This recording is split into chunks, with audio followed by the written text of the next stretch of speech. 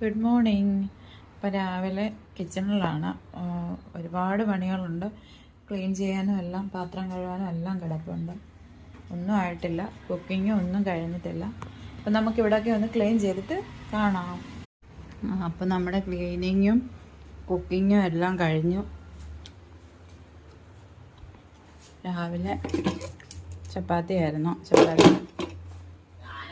കടലക്കറിയായിരുന്നു. പിന്നെ നമ്മൾ വാഴയ്ക്ക തോരൻ വെച്ചിട്ടുണ്ട്. വാഴയ്ക്കാണ് കേട്ടോ. ചമ്മന്തി അരച്ചു.